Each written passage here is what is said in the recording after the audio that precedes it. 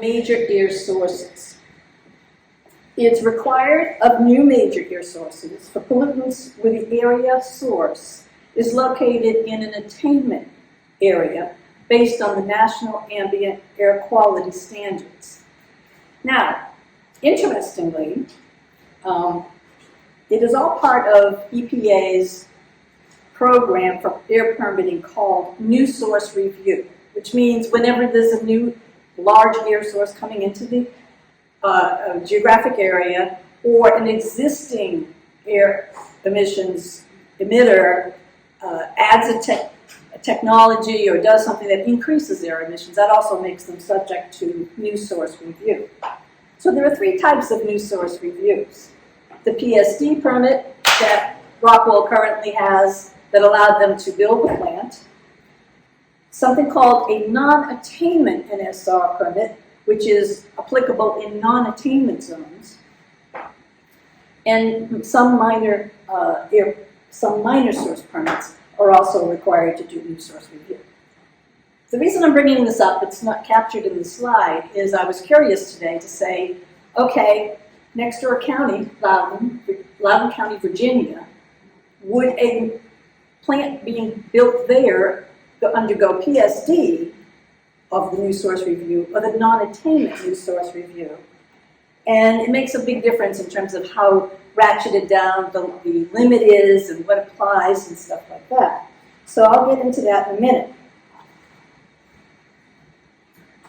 The PSD requirement that Rockwool underwent, minus a really good public involvement, because this was the Thanksgiving notice that no one saw, et cetera, et cetera. But what they did was an air quality analysis, which the main purpose is to, the main purpose is to demonstrate that new emissions, in conjunction with the emission increases from existing sources, will not cause or contribute to a violation of the applicable air quality standards. So that was their air modeling. That was the key. They had to pass that in order to get their permit. Part of the permit process for their current one, PSD permitting, is the requirement to install BACT. That's the acronym, we call it BACT, but it's Best Available Control Technology. The thing about BACT is that it's really the best practicable, not the maximum amount, bar no cost, or anything like that. So yes, it limits emissions, but it's not just a technology. It can include fuel, cleaning, treatment, fuel combustion techniques, housekeeping, efficiencies, design, equipment, work practice, or operational limits. So it's not just simply installing X technology or Y technology. It could be some combination of those. So you come up, the BACT process basically looks at what's the best out there. And then the firm, and it should really be the regulatory agency, but in this case it was the firm and the agency just sort of said, yeah, we agree, gets to consider the energy costs, the energy availability, other environmental considerations, and the economic impact of installing what would be considered the best. So you got the best, but they can say, well, that's going to cost a bit, it's going to be difficult to obtain, we're not sure we have this and that, and they can kind of bring it down to a lower standard. The reason I bring that up is that, again, in Loudoun County, where they have to do the non-attainment new source review, and the reason they have to do non-attainment isn't because they aren't necessarily in attainment. It's because they are in an ozone transport area identified by the Virginia DEQ as basically an area of concern around DC, contributing to the DC ozone standards, having difficulty meeting sometimes. So Loudoun County is included in that. A source there does not need to do that. They need to do lowest achievable emission layer, lowest achievable emission reduction, something like that. So what I'm bringing out is that something trying to be put in maybe 5 miles away would have a very tighter standard than what was able to be done here, just because of this difference in what you call classifying the air quality in the area. So, interesting. The basic information about where we are now is in the Title V permit. What is a Title V permit? Well, the PSD allows them to say, yeah, we don't think we're going to impact the air. Can we build this facility with these particular permit conditions? And West Virginia DEP says yes, but then within 1 year, they have to apply for the full Title V operational permit, which is a 5-year permit and allows them to operate under basically the similar conditions of what they laid out, which we'll get into, Chrissy will get into differences between what they said in the PSD permit application and approval and where we are now. So the basic of the Title V permit is that it's a legally enforceable document designed to improve compliance by clarifying what facilities, which means the sources, must do to control the air pollution. It includes the pollution control requirements from the federal and state regulations that apply to a source, and it's issued by DEP, it's reviewed by the EPA regional office, and you must apply for it 1 year after operations begin. And that happened May 23rd. This year, 2022, was the 1 year time mark, and Rockwool did submit their application to DEP. So what does Title V regulate? Well, it regulates two basic things: the regulated, or the criteria air pollutants, and hazardous air pollutants. The criteria air pollutants include the particulate matter, both PM 2.5 and PM 10, sulfur dioxide, nitrogen oxides, carbon monoxide, and ground level ozone. And that's controlled mostly by the VOCs, volatile organic solvents, which are precursors to the ground level ozone, and lead. The hazardous air pollutants are pollutants that are known or suspected to cause cancer or other serious health effects, reproductive effects, birth defects, or adverse environmental effects. And Rockwool has a very large number, in terms of number of them, hazardous air pollutants, and tons per year is quite high. By illustration, on HAPs, a major source of HAPs is defined as any stationary source that emits at least 10 tons per year of any single HAP, or 25 tons per year of a multiple HAPs. So 10 and 25 is what makes you become a major source of HAPs. And I'm using the acronym HAPs, it's hazardous air pollutants. And not very many facilities reach that HAP level, 10 and 25. It's really sort of like the very, I'm not going to say bad actors, but it's a higher level of an emitter of concern. And I have here, real quick, that the numbers for Rockwool are for formaldehyde, it's one of the HAPs, 68 tons per year. For phenol, 100 tons per year. For methanol, 108 tons per year.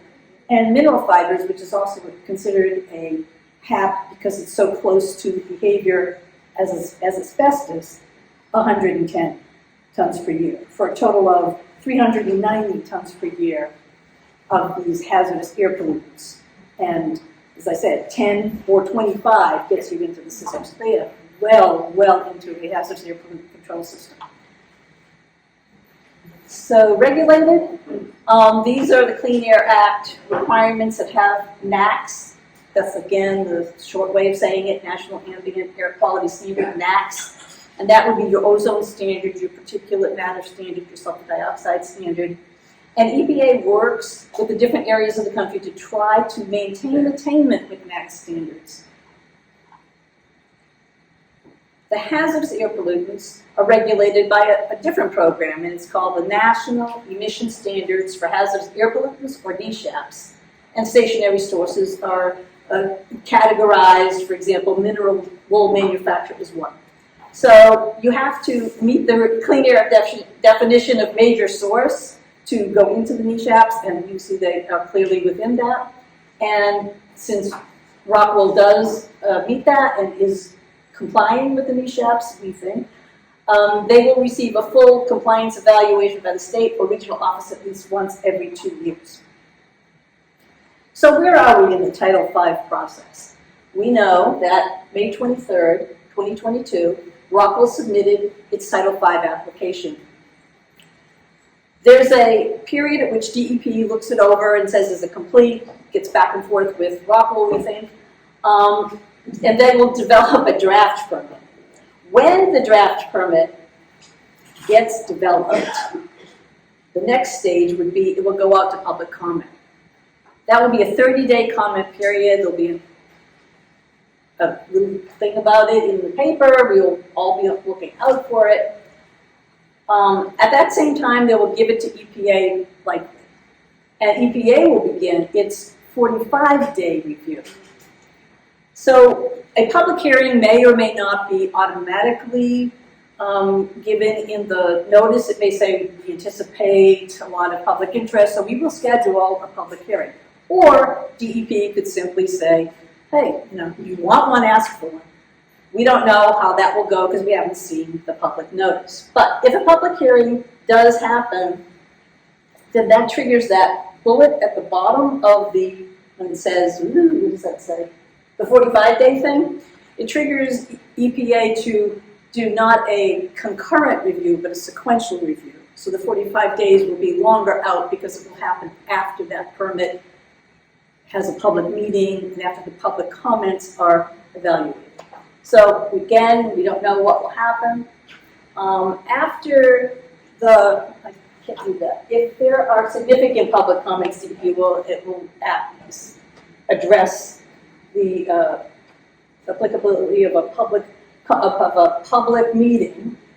The 45 days will kick in, and the key thing here is something that we did not have under the PSD, and it's why it's so important to get involved in and educated and coming to this forum and all that stuff, is that there is an opportunity now for a, what is it, 60-day? Mm-hmm. 60 days past that 45-day period at which the public, any member of the public, Jefferson County Foundation, whoever pulls together a request to ask EPA to look over, say this didn't address our comments, we still have concerns, it's still a problem, and that triggers a stronger look from EPA.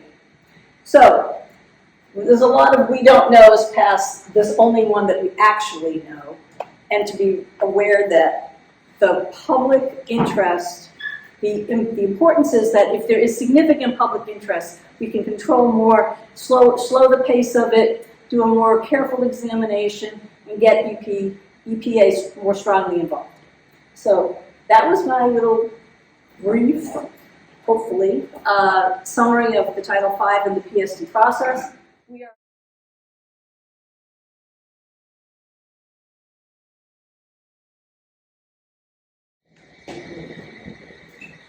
Good evening. Thank you all again for coming.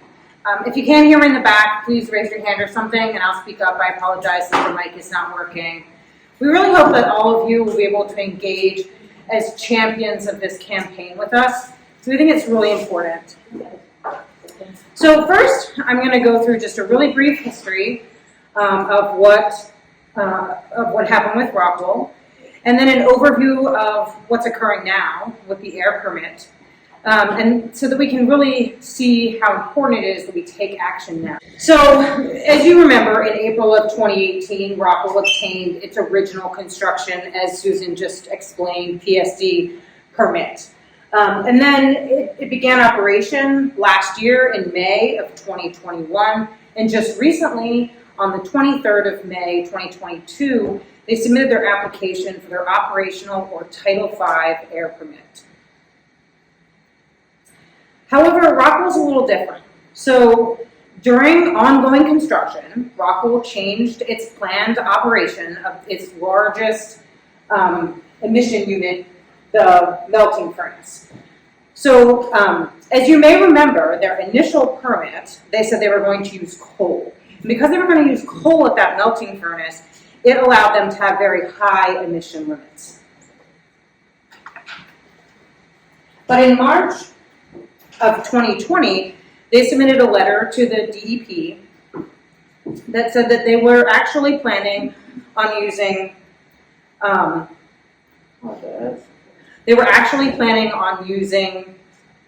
just natural gas at the melting furnace, and that this would require an unidentified change of raw materials at the melting furnace, so inputs into the melting furnace as well as the fuel they were using to run it. And then, although this allowed them to lower their emissions, they asked, they said they wished to retain the emissions associated with coal, the much higher emission limits. And of course, they wish to do that because they're higher. And now we know they actually never built the infrastructure associated with coal, even though they said they might revert to using coal. So currently they haven't built that infrastructure. 7 days later, the DEP responded with this short letter, less than 5 sentences, and they said that they were okay with maintaining the current limits, the ones that were associated with coal. And they didn't ask for any further information.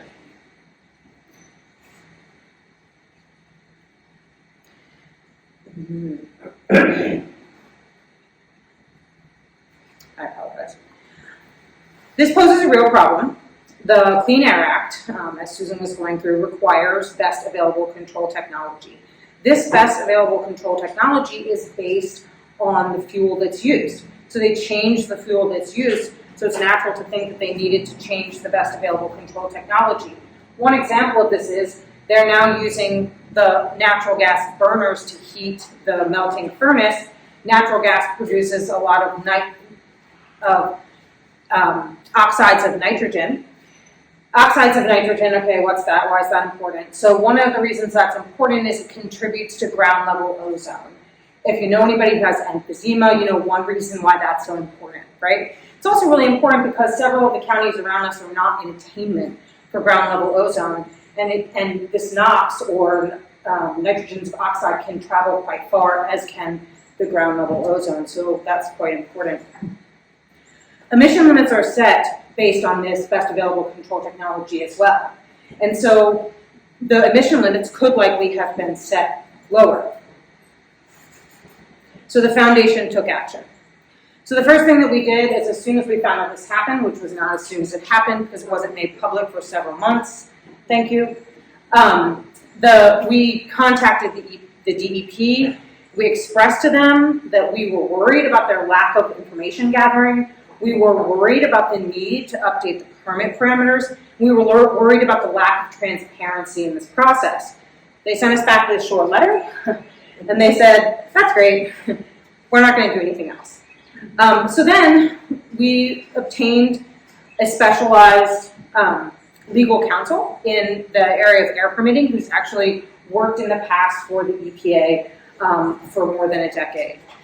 They helped us make a plan, and so we developed and built a coalition of elected leaders throughout the region, including U.S. Representatives Raskin and Trone from Maryland, and we engaged the EPA with their help.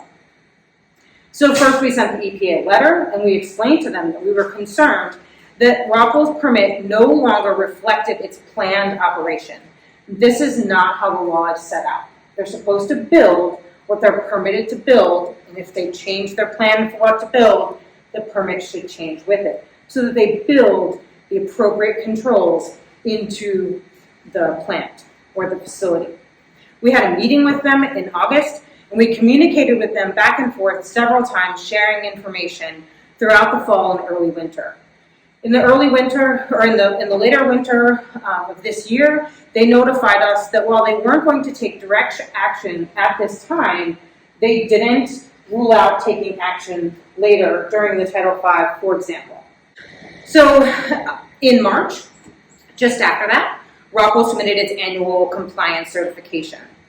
This revealed 11 areas of non-compliance with their current air permit.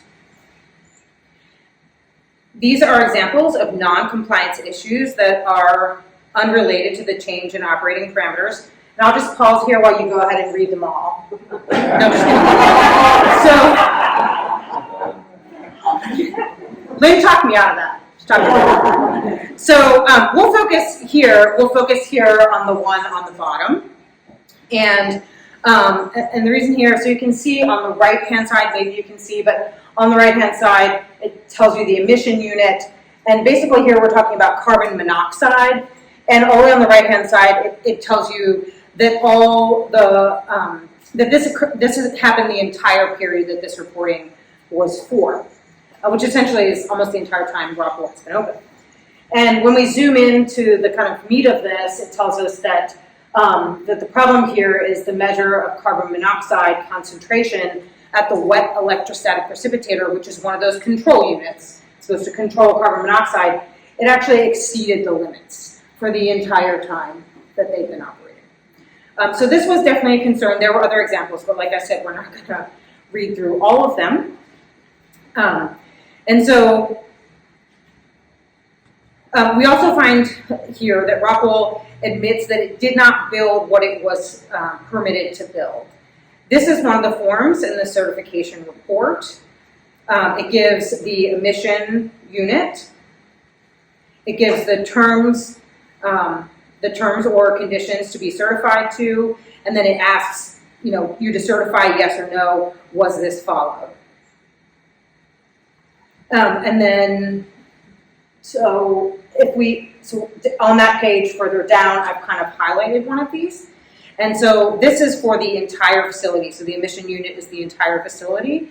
And it says, the permitted facility shall, and that's important because shall in the law means you must do it, shall be constructed and operated in accordance with the plans and specifications filed in permit applications, and then it gives the number of Rockwool's permit, and any modifications, administrative updates, or amendments thereto. And then it continues. The Secretary may suspend or revoke a permit if the plans and specifications upon which the approval was based are not adhered to, and then it gives a reference to the legal authority for that.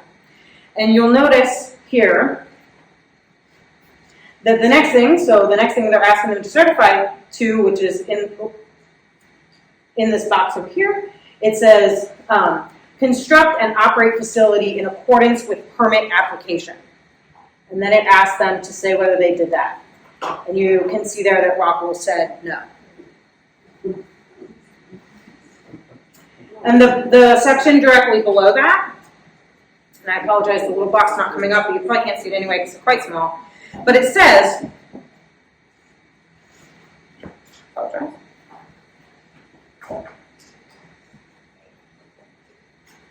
It says the permittee, and again this is for the whole plant, the permittee must comply with all conditions of this permit. Any permit non-compliance constitutes a violation of the West Virginia Code and the Clean Air Act and is grounds for enforcement action by the Secretary or the U.S. EPA. And by Secretary, they mean of the DEP. And you can see here that then they ask, comply with permit, and Rockwool checks no. And so here, this is exactly what we were concerned about. Rockwool didn't build what they said they were going to build, just as we were concerned. The cover letter for Rockwool's for this submission plainly admits that it needs to update the permit to reflect the quote, as constructed conditions at the site.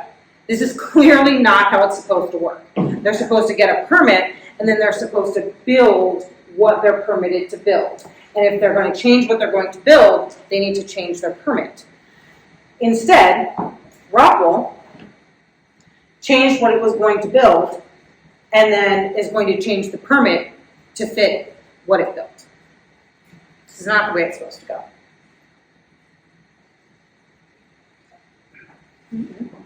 So why is this so important? This is so important because it really realizes all of our concerns and our fears, essentially, and shows that they did build something that didn't match their permit.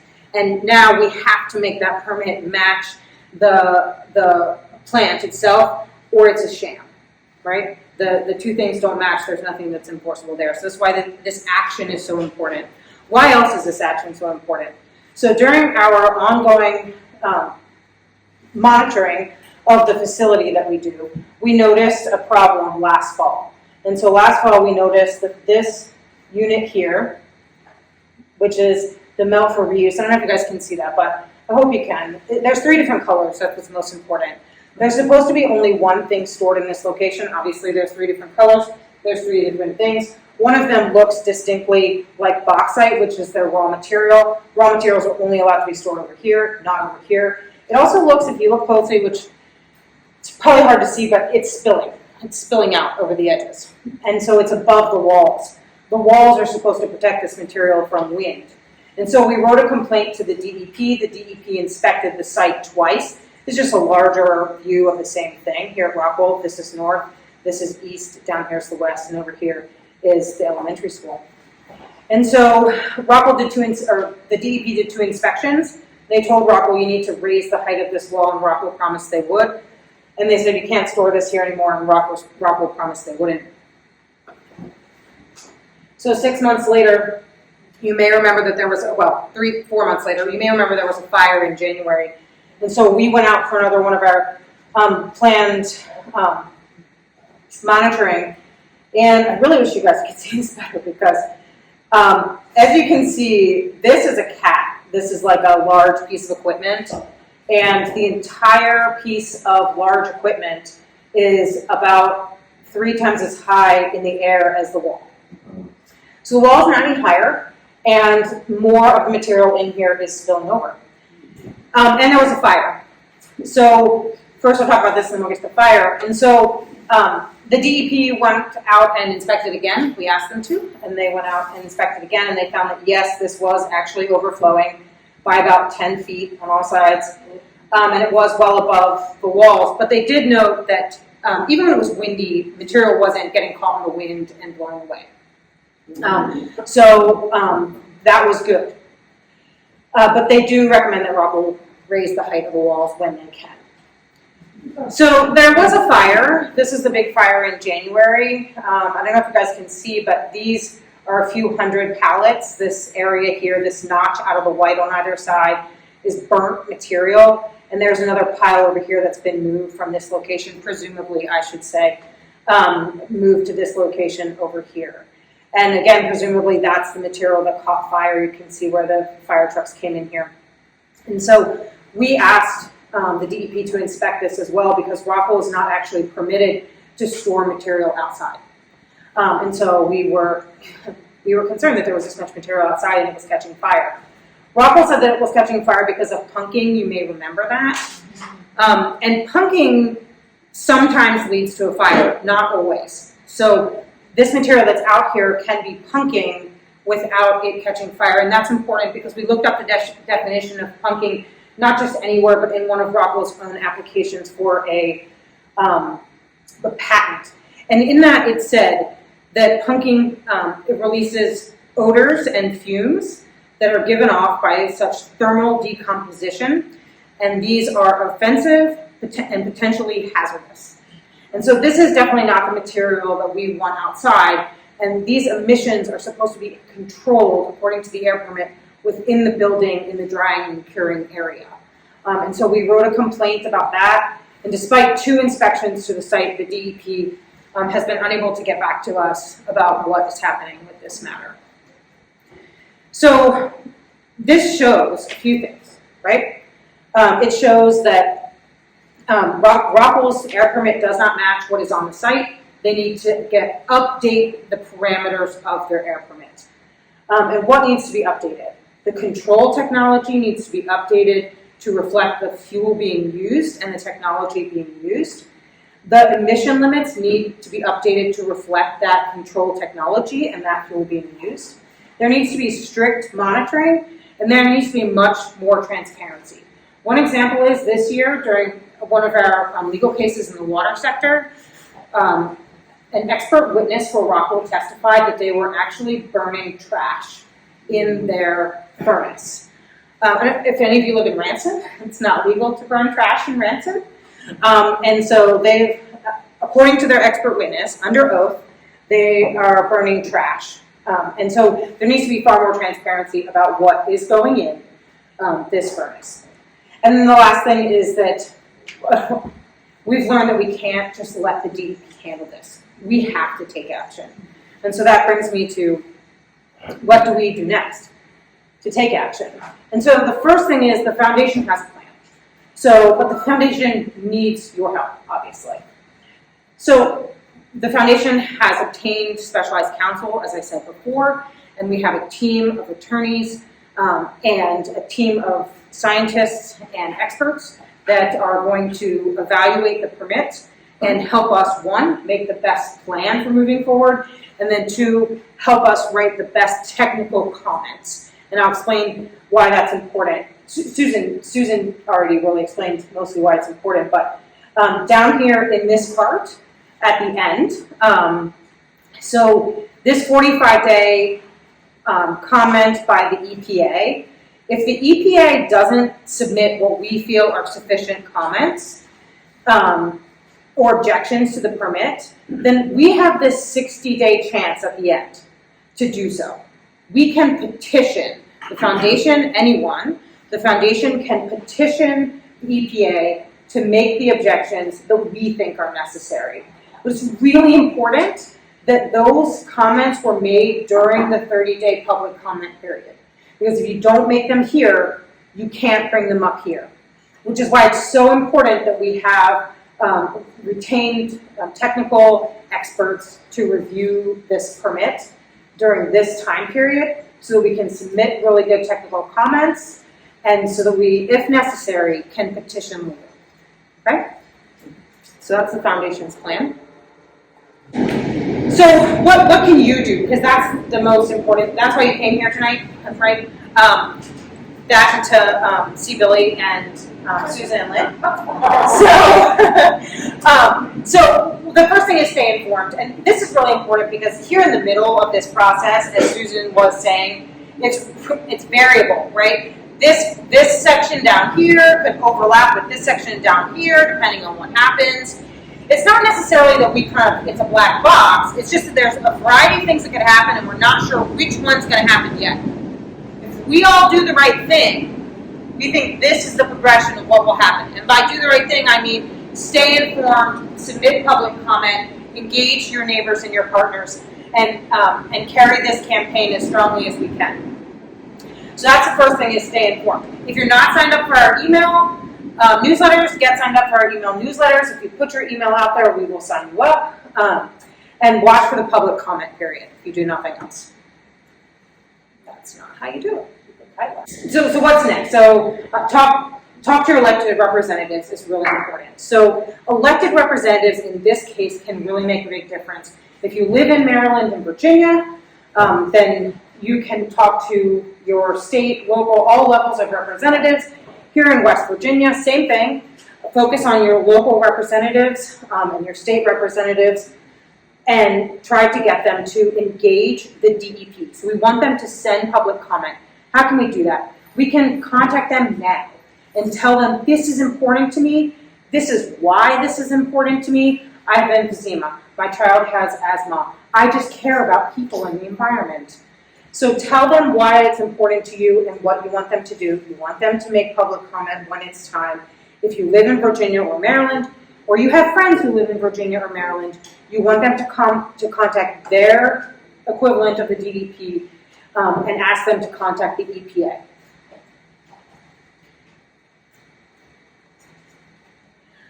The foundation is going to public meetings, and so we have a schedule, which this on the right is loosely our schedule for attending public meetings throughout the region and informing local elected officials. We will be emailing small groups of people that we know live in these areas. If you get an email from us that says, please attend a public meeting with us, please attend. Please plan to give a public comment and plan to tell your elected representatives why this is important to you at that meeting. That's a really important step. So the next thing is support the foundation financially.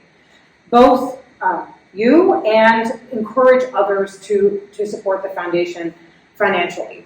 The experts that we retain for both the water and the air are quite expensive. And it's not, a lot of people tell us, well, what about volunteers? For expert witnesses, volunteering or asking for a lower rate is not necessarily appropriate because it may show bias. And so we can't really do that. So that's where a lot of our money goes, is to these expert witnesses. And then of course we have legal fees. But our expert witnesses, and by legal fees I mean attorneys, both of these are legal fees, but for our attorneys. And really if we don't raise the money, we can't pay for their expertise. And to be successful, this is our last shot. To be successful, we really need their expertise. And so that's why this is here. If you see this logo, you're donating to the C3. Sometimes people contact me and say that they donated, they want their tax form, and then later we find out they didn't donate to the foundation, which is a C3, okay? So that's why this logo is here. And then spread the word. So as I said at the beginning, we really want to bring you all on as champions for this campaign. We need you to spread the word. There will be, and tell your friends, all of these things that, not all the things I've said, but just the things I've said in the last few slides, so that they're aware.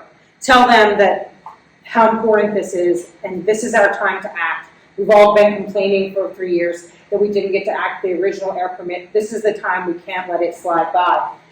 We have posters that are a large version of this. There's one outside and there's one here. The reason we have the posters is they're really easy to, one, read, but two, take a picture of. And so I don't know about you, but whenever I take a handout, I lose it pretty quickly, or I try to recycle it at some point. Who knows if that works. But if you take a picture of this, you will have it on your smartphone for way longer than you need it. So take a picture, and then you can also text it to your friends. And there's a very short bit.ly link at the bottom. If you just type that in, it's quite short and easy. It's Rockwool Title 5. So if you type that in, it'll take you to our website that has all of this information on it. And so you can share that picture with your friends on your Facebook or texting, or I know a lot of you are into making those videos of yourselves dancing. So you can do that. So actually, this is one premature slide because Billy Garrett's going to go.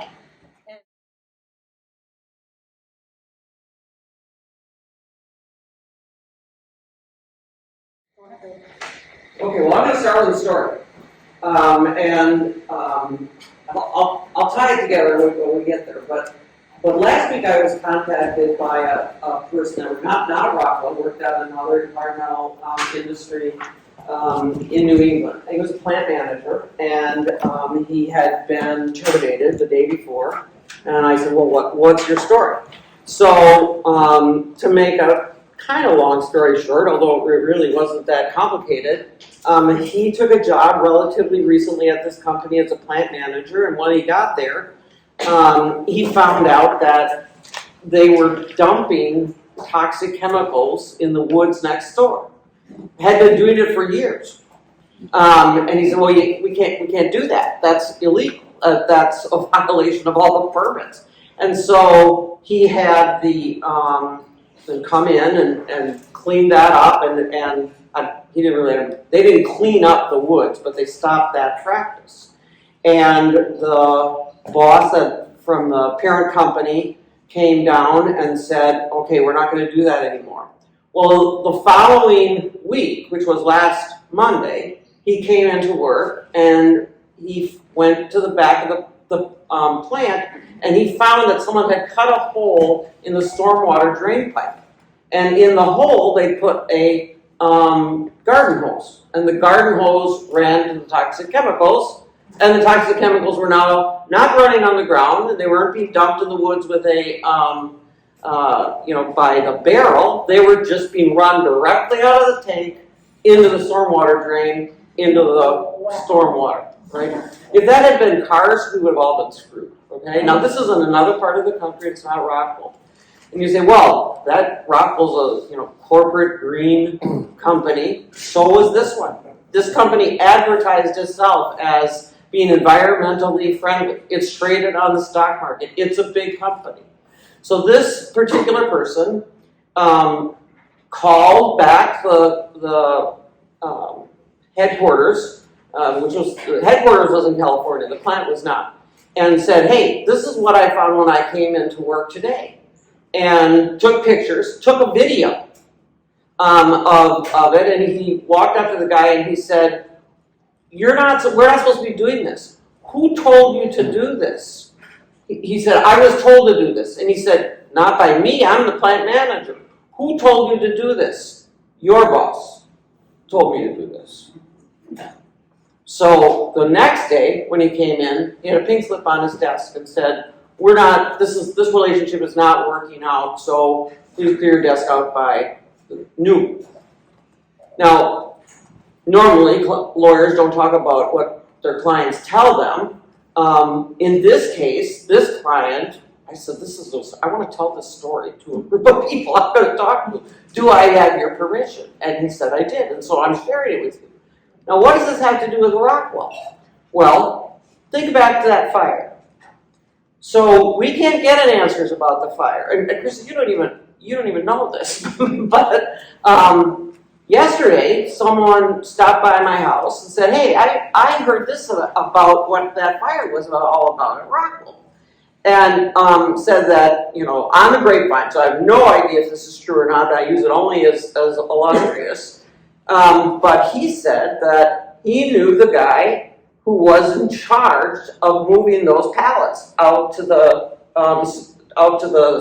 kind of the tarmac area where they caught on fire, and that he was let go because, in theory, what he was doing was not covered by any permit and was not covered by any agreement. Just like we said, this is not covered by any permit, and so when for whatever reason he decided to do it, and they let him go. Now I don't know if that's true or not.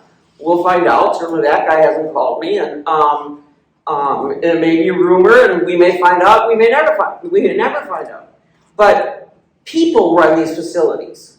People make decisions. Because the permit says shall, doesn't mean a damn thing if you decide you don't have to follow the permit.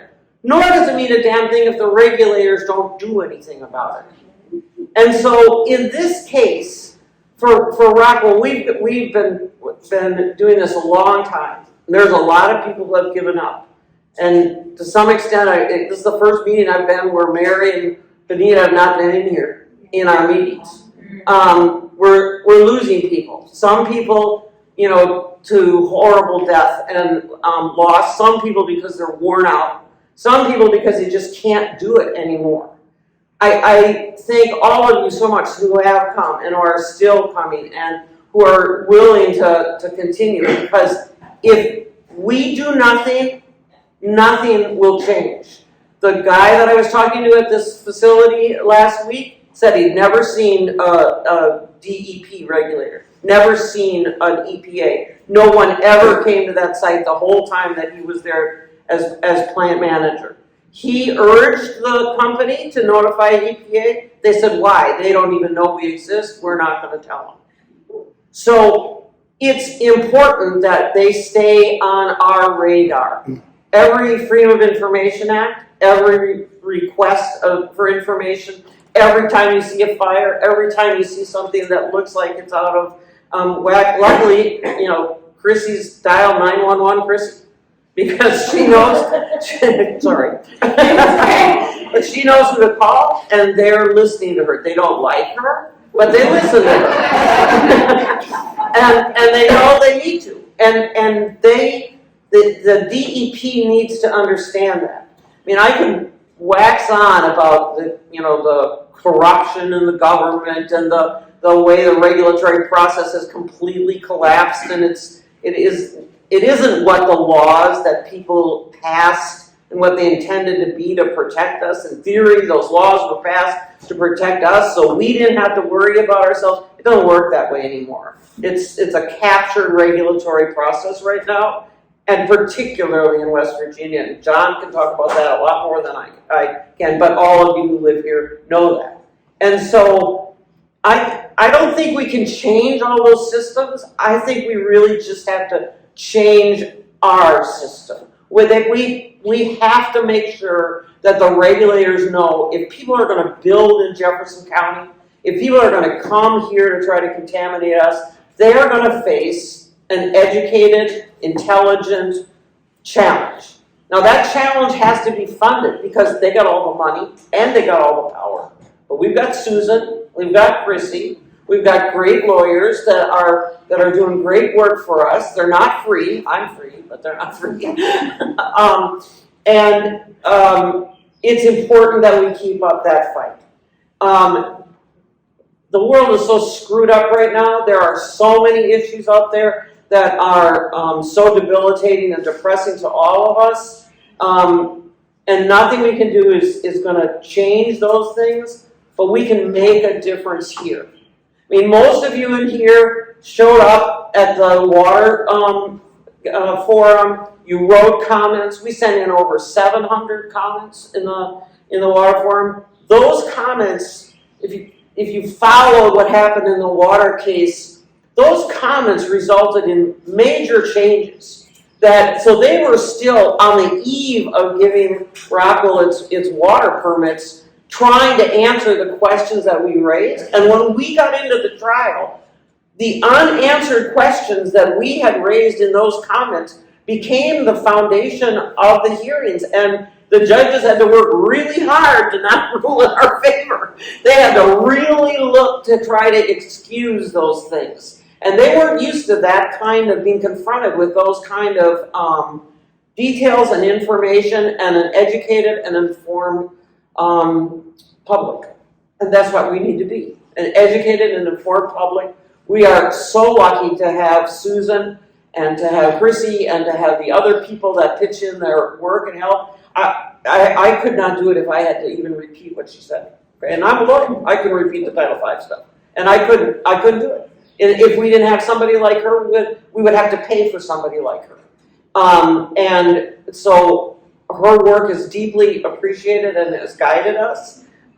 There's lots of people behind the scenes. We don't try to make a big deal and brag about everything we do, and all the time we try to use the newsletter so people can kind of be focused and keep up by keeping up with our newsletter, and give these forums and invite you and try to take your time only when we think it's important and we need your time, because we know Sharon's got the food pantry to run, we got gardens to plant, we got grandkids to watch, everybody's busy. So we really try to not waste anybody's time. And we really appreciate you coming tonight. And we'll be asking you for help. We'll be telling you what's going on. We'll be giving you the tools to be effective and to be accurate. And we just really appreciate your willingness to come and fill up on this evening and spend it with us. So thank you very much. And now We'll just take questions. Yeah, we'll take questions. Thank you so much, Billy. Very inspiring. Very scary.